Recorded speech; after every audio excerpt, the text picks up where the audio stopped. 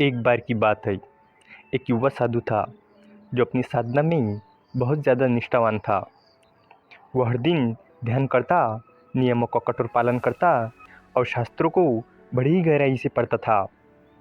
और उसे अपनी उपलब्धियों पर बहुत ज़्यादा गर्व था।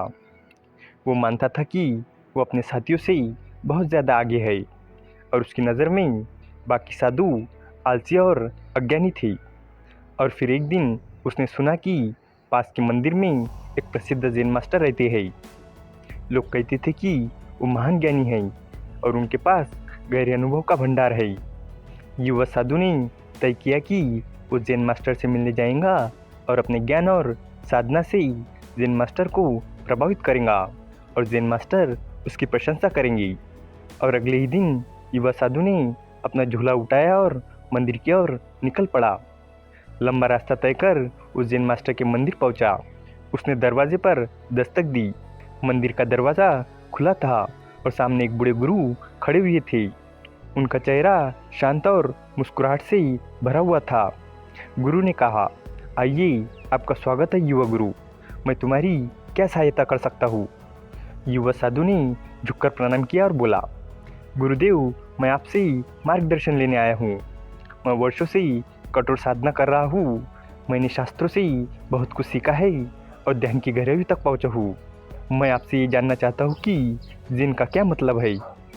गुरु ने मुस्कुराते हुए कहा, ये एक बहुत ही अच्छा प्रश्न है। आओ पहले हम चाय पीते हैं।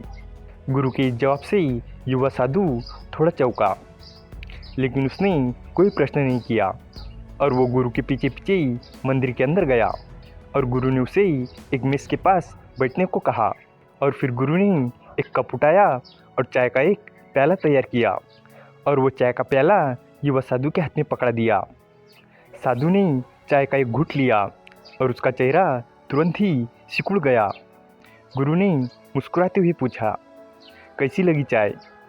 युवा साधु ने बिना किसी संकोच के कहा, ये बहुत ही कड़वी है गुरुदेव। गुरु ने गंभीर आवाज़ में कहा, ये इसलिए कड़वी है क्योंकि तुम खुद भी कड़वे हो। तुम अहंकार से भरे हुए हो। तुम्हें लगता है कि तुम सब कुछ जानते हो, लेकिन तुम्हें कुछ भी नहीं पता। तुम अपने साथियों को आलसी और अज्ञानी समझते हो। तुम दूसरों की आलोचना करते हो, लेकिन खुद को नहीं देखते। तुम अपनी सोच में उलझे हुए हो और सत्य से दूर हो। तुम जिन की साधना नहीं कर रहे हो, बल्कि भ्रम और अज्ञान की साधना कर रहे हो।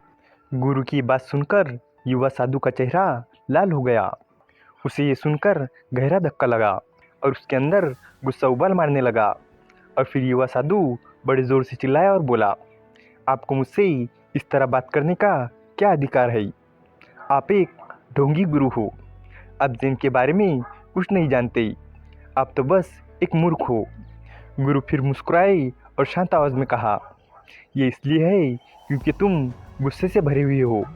तुम्हारा मन अशांत है। तुम छोटी छोटी बातों पर उत्तेजित हो जाते हो। तुम में ना तो सहनशीलता है और ना ही धैर्य।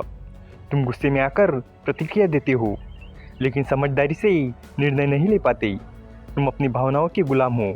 तुम ज़ेन की साधना नहीं कर रहे, बल्कि तुम हिंसा की साधना कर रहे हो। ये सुनकर युवा साधु एकदम चुप हो गया और उसने अपनी आंखें नीचे झुका ली। वो खुद को बहुत शर्मिंदा महसूस कर रहा था। उसे लगा कि उसने अपनी मूर्खता के कारण खुद का अपमान किया है। युवा साधु ने सिर झुकाया और कहा, मैं क्षमा चाहता हूँ गुरुदेव।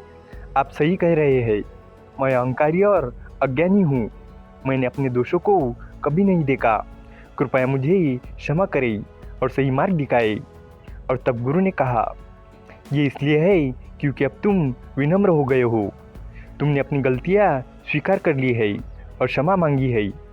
तुमने ये सीखा है कि अहंकार का त्याग कर अपनी गलतियों को सुधारना ही सच्ची साधना है। यही करुणा है और यही ज़ेन है।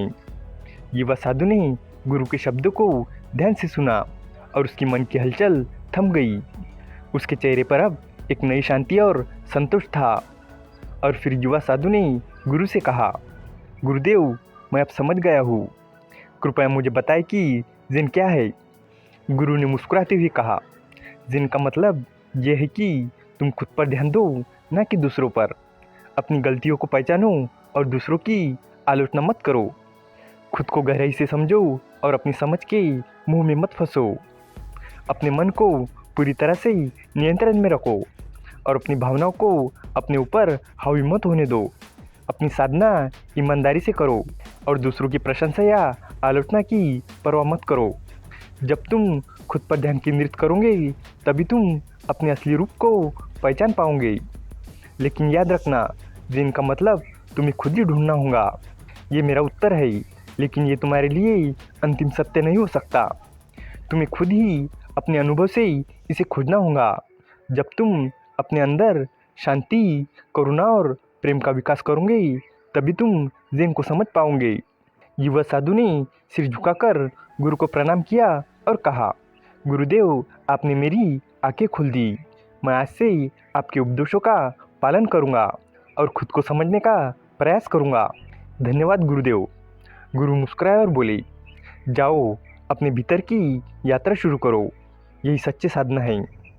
और उस दिन के बाद युवा साधु का जीवन पूरी तरह से बदल गया और उसने दूसरों की आलोचना करना बंद कर दी और खुद को सुधारने पर ध्यान केंद्रित करने लगा।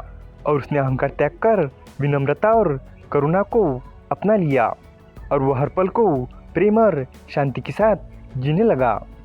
इस कहानी से हमें ये सीख मिलती है कि हमें खुद की तुलना दूसरों से नहीं करनी चाहिए, बल्कि हमें खुद पर ध्यान केंद्रित करना चाहिए और हर रोज़ खुद में सुधार लाने की कोशिश करनी चाहिए।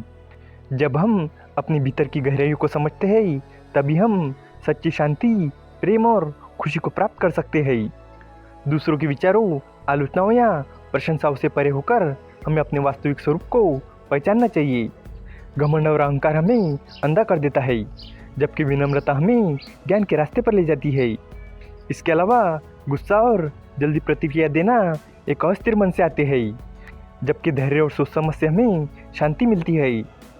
उम्मीद है कि आपको ये कहानी पसंद आई होगी और भी इसी तरह की इंस्पायरिंग और मोटिवेशनल स्टोरीज के लिए हमारे चैनल को सब्सक्राइब करें। तो चलिए मिलते हैं अगली वीडियो में। तब तक के लिए goodbye and stay healthy.